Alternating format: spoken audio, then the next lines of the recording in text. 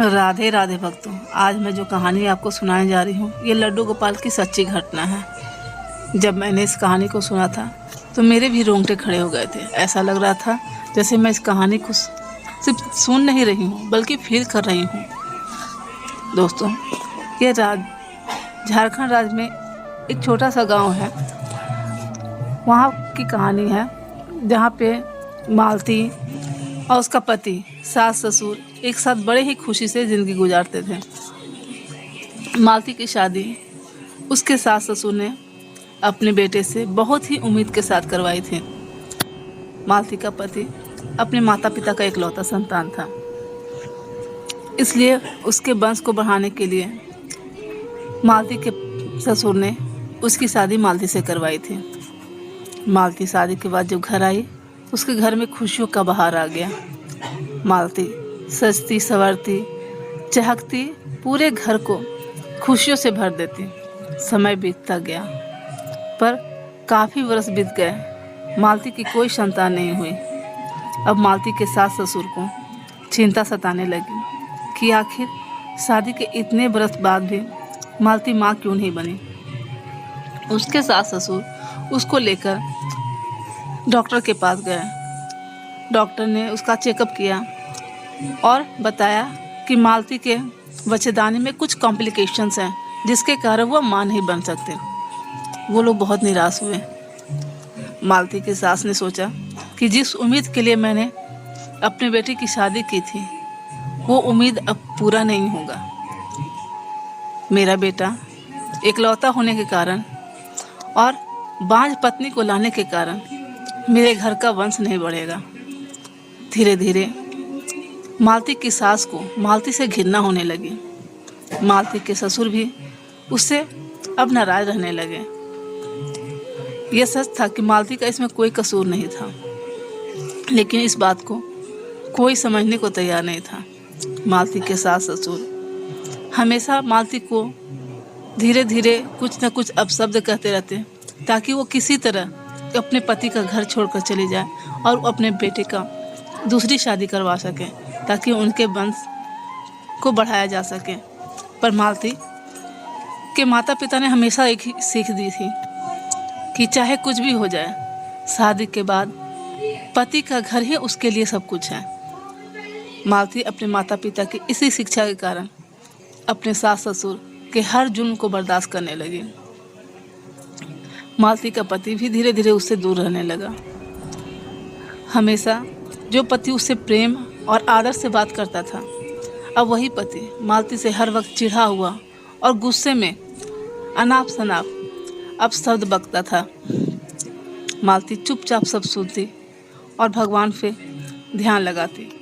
मालती बचपन से ही भगवान विष्णु की अनन्य भक्त में से एक थी।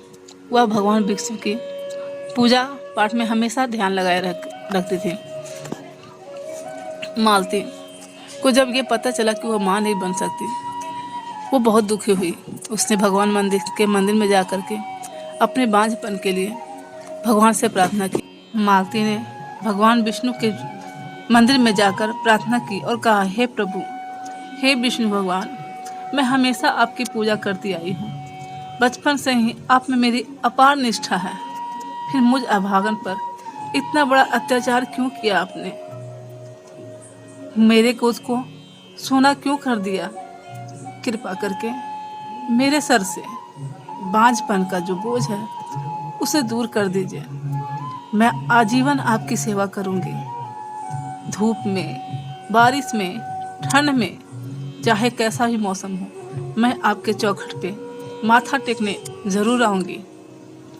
ऐसा मालती अब प्रतिदिन करने लगी क्योंकि घर के ताने, पति का रूखा व्यवहार मालती को धीरे धीरे तोड़ने लगा। मालती अब गांव के औरतों से भी जुलना बंद कर दी थी क्योंकि जब भी वो किसी गांव के औरतों के पास जाती, वो औरतें यही कहकर मालती को दूर हटा देती कि तुम बांझ हो, अगर तुम्हारा साया मेरे घर परिवार पर पड़ेगा तो उसका बुरा प्रभाव पड़ेगा। मालती सबके ताने सुन करके बहुत दुखी होने लगी थी। मालती का दिल बहुत दुखने लगा। एक दिन जब मालती पूजा करने भगवान विष्णु के मंदिर में गई और पूजा करके लौट रही थी तो उसे किसी बच्चे के रोने की आवाज़ सुनाई दी। मालती ने चारों तरफ देखा पर वहाँ कोई बच्चा नहीं था। मालती सोची कि शायद आसपास के घर में कोई बच्चा रो रहा होगा। यह सोच करके वह नज़रअंदाज करके आगे बढ़ी। तभी उसे बच्चे की आवाज़ फिर से सुनाई दी। मालती फिर चारों तरफ देखने लगी, आसपास के झाड़ियों में, आसपास के जगह पर उसे वहाँ कोई बच्चा नहीं दिखाई दिया। मालती फिर आगे बढ़ने लगी।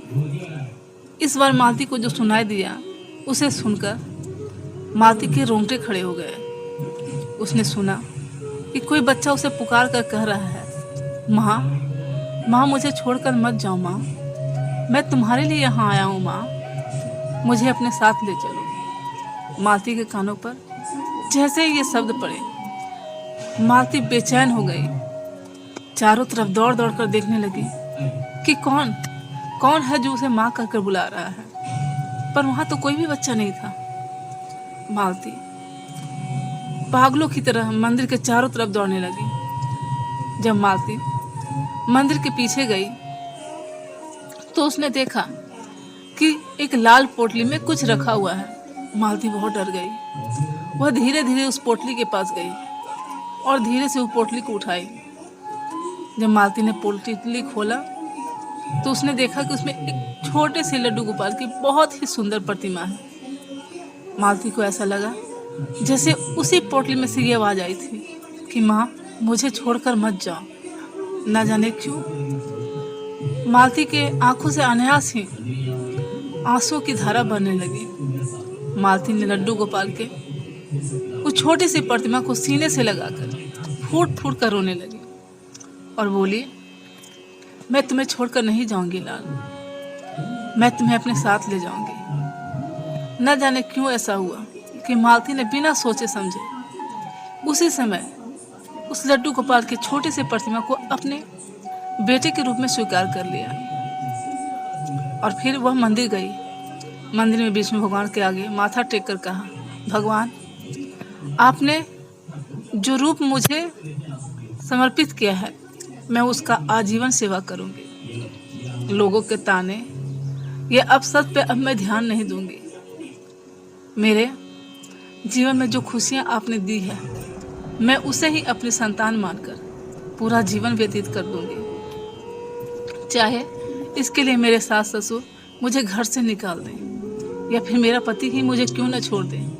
आज से यही मेरा संतान है। ऐसा कहकर मालती उस छोटे से लड्डू गोपाल को लेकर अपने घर चली गई। मालती जैसे ही अपने घर पहुंची उसकी सास गुस्से में उसके सामने आई और उसका हाथ पकड़ कर बोलने लगी, इतनी देर मंदिर में पूजा कर रही थी या कोई रासलीला रचा रही थी। मालती कुछ नहीं बोली, चुपचाप अपने घर के अंदर चली गई। उसने अपने कमरे में छोटा सा स्थान खाली किया और उसे सजाकर अपने लड्डू गोपाल को विराजमान करवा दिया। यह देखकर उसकी सास और गुस्सा हो गई और कहने लगी कि अब ये क्या लेकर आ गई हो। एक तो मेरे घर को वंश नहीं दे सकती, मेरे घर को भी छोड़कर नहीं जाती, और ये नए नए पैतरे लेकर के मेरे घर में आ रही हो।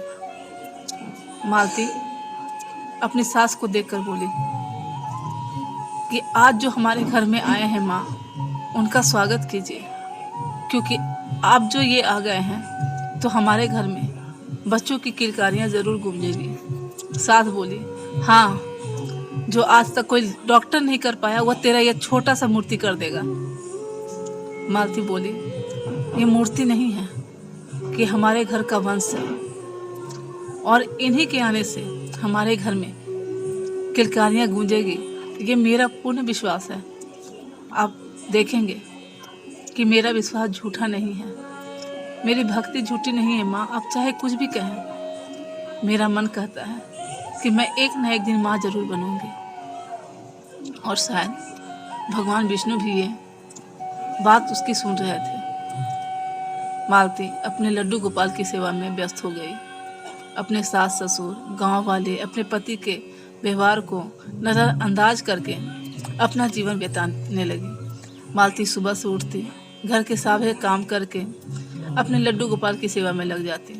जिस निष्ठा, जिस भाव से वह लड्डू गोपाल की सेवा करती, शायद उसी भाव का फल अब मालती को मिलने वाला था। समय बीत गया। कुछ दिनों के बाद अचानक ही मालती को उल्टियाँ आने लगी। मालती ने सोचा शायद मौसम खराब है, इसकी वजह से उसका पेट खराब हो गया होगा, तो 2-4 उल्टियाँ हो गई हैं। पर जब उल्टियाँ कंटिन्यू होने लगी, लगातार होने लगी, तो वो अपने पति को बताई। उसका पति तुरंत उसे लेकर डॉक्टर के पास गया। डॉक्टर ने मालती का चेकअप किया। प्रेग्नेंट है। डॉक्टर ने से उसके पति ने कहा कि आप ऐसा कैसे कह सकते हैं, मालती को तो मैंने बहुत सारे डॉक्टरों के पास दिखाया, सभी डॉक्टर ने यही कहा कि मालती माँ नहीं बन सकती है, और आपने भी डॉक्टर साहब, आपने भी तो यही कहा था कि मालती कभी माँ नहीं बन सकती। डॉक्टर ने कहा, हाँ मैंने ये कहा था कि आपकी पत्नी माँ नहीं बन सकती, लेकिन मैं एक डॉक्टर हूँ, मैं भगवान तो नहीं हूँ ना। भगवान की मर्जी के आगे हम इंसान की नहीं चलती, और यदि भगवान की मर्जी है कि आपकी पत्नी माँ बने तो उसे कोई नहीं रोक सकता है। आप अपनी पत्नी को घर ले जाइए, आपकी पत्नी माँ बनने वाली है। यह जानकर उसका पति बहुत खुश हुआ। वह दौड़कर अपनी पत्नी के पास गया और उसे सीने से लगा कर कहने लगा, मालती मुझे क्षमा कर दो, मैंने तुम्हारे साथ बहुत गलत किया है, तुम्हारे साथ दुर्व्यवहार किया, तुम्हें बुरा भला कहा, लेकिन मैं क्या करता, मेरे घर का वंश निर्वंश हो जाएगा, यह सोचकर मैं बहुत दुखी रहता था। अपने काम से फुर्सत होने के बाद मैं अपने घर में अपने बच्चों के साथ खेलना चाहता था, उसके साथ समय बिताना चाहता था, लेकिन तुम माँ नहीं बन पा रही थी। यही सोचकर मुझे तुमसे गुस्सा आने लगा था, और इसी कारण मैंने तुम्हारा अपमान किया, साथ में तुम्हारे लल्ला का भी अपमान किया। लेकिन तुमने सही कहा था कि जब तुम्हारे लल्ला तुम्हारे पास आ गए हैं तो एक न एक दिन हमारे घर में बच्चों की किलकारियाँ जरूर गूंजेगी। आज वो बात सच हो गया। मालती समझ नहीं पाई कि उसका पति क्या कह रहा है। उसने पूछा, आप ऐसा क्यों कह रहे हैं, क्या हुआ है?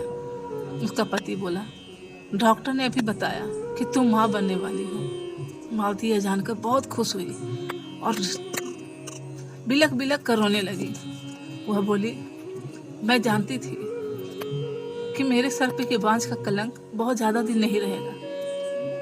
जब भगवान ने मुझे लाल स्वरूप लला दे दिया है, कान्हा को मेरे गोद में डाल दिया है, तो मेरा आंगन सूना नहीं रहेगा। और आज भगवान विष्णु ने मेरी भक्ति की, मेरी श्रद्धा की लाज रख ली। उन्होंने मुझे बांझ होने के श्राप से मुक्त किया है।